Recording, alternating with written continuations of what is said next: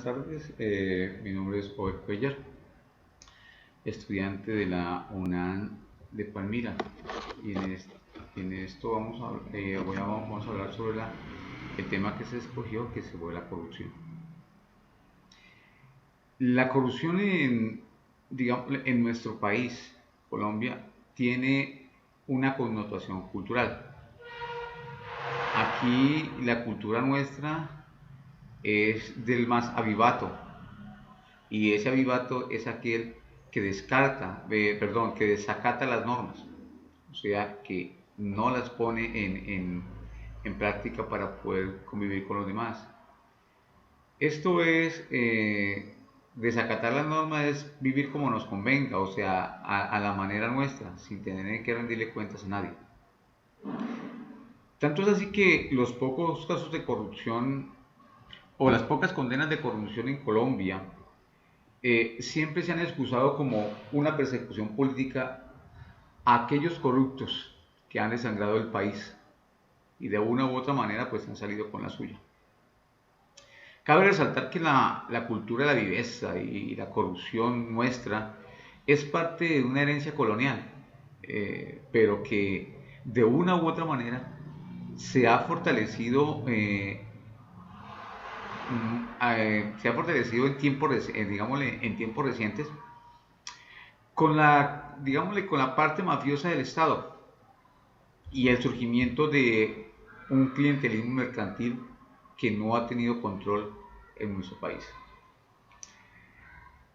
Otro aspecto que hablar sobre la corrupción es el recurso del fortalecimiento de las economías ilegales, el narcotráfico, la minería como una potencia de cultura, y mientras que haya encubrimiento de todo esto, la corrupción nunca se va a acabar. Esto se da con la informalidad, así partiendo de algo muy simple, de no pagar unos impuestos y no contribuir a una seguridad social. Partamos de allí. Se puede decir que la corrupción brota mmm, cuando los funcionarios públicos o los políticos cuentan con un poder de monopolio, un monopolio sobre contratos, sobre nóminas. Se puede decir que están directamente relacionados con las intervenciones y es en su débil una rendición de cuentas, o sea, para ellos no hay una rendición de cuentas bien habida. Esta condición, digamos, digámosle, este opacamiento de esta condición necesaria para la reproducción de la corrupción, pero también se puede decir que la corrupción es una ausencia de las condenas judiciales o una sanción moral, una sanción a la ética, que puede ejercer una opinión pública. En el caso, los medios de comunicación. Y, entre tanto, todos aquellos partidos políticos que por el contrario recubren todos aquellos crímenes que se efectúan contra el Estado, desangrando cada vez más el Estado en todo su patrimonio. Podríamos decir que los puntos críticos de la corrupción en nuestro país son la ausencia de la regulación de los partidos, que pueden hacer un sistema muy vulnerable en cuanto a las normas electorales y de una u otra manera en su financiamiento de las campañas. ¿A través de quién? Pues del Consejo Electoral, que no pone como, digámosle, un punto sobre de dónde salen todos estos dineros y a dónde van a parar todos estos dineros. Otro punto débil que tenemos en nuestro país acerca de la corrupción es el Consejo Nacional de Servicio, del Servicio Civil, que permite que se nombren personas, individuos, sin tener o sin cumplir con los requisitos mínimos para poderse posicionar en un cargo público. ¿Qué es lo que hace todo esto? Llenar una cantidad de nóminas nacionales y regionales y agotan el presupuesto de un municipio, como es el caso aquí en el Valle del Cauca, de ciertos municipios X, donde se nombran personas sin tener idea, ni idea de qué es lo que van a hacer en ese puesto. Personas que llegan, trabajan 1 o 2 días y el resto del tiempo se van para su casa porque no hay un control. Y desde que no haya un control, pues simplemente la corrupción va a seguir pululando por todo nuestro país.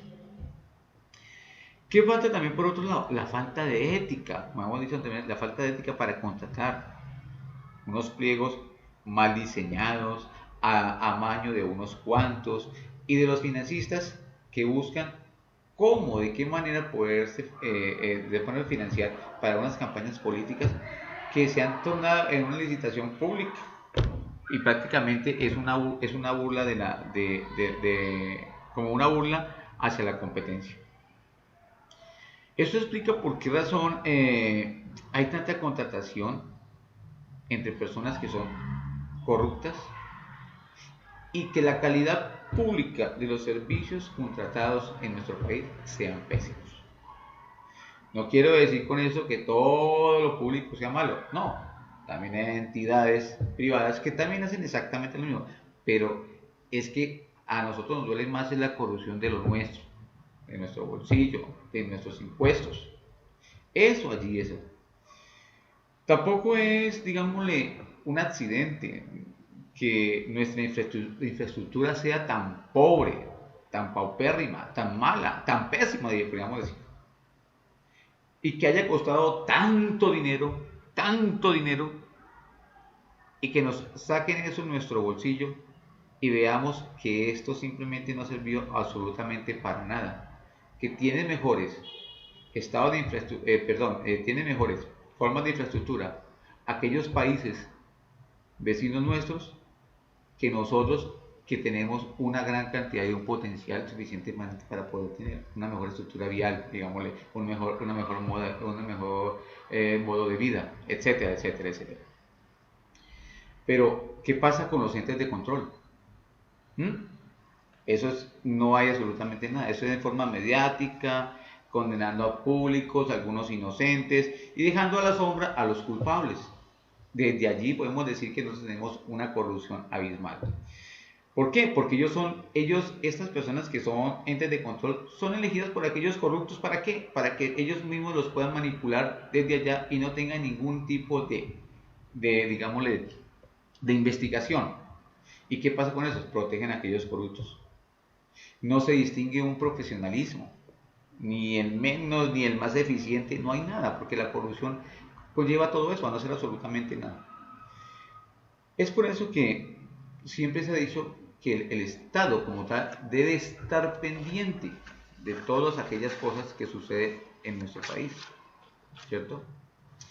Pero ¿qué podemos hacer para combatir la corrupción? Pero todos hablamos de corrupción y nunca decimos pues simplemente es cortar el vínculo entre los intereses privados y los intereses públicos en financiación de las campañas políticas, y el cual lo ve asumiendo solamente el gobierno, pero que eso a su vez establezcan un cuerpo independiente que constituya un nuevo consejo electoral que juzgue y condene a todos aquellos corruptos que de una u otra manera todavía se siguen pasando por nuestro país.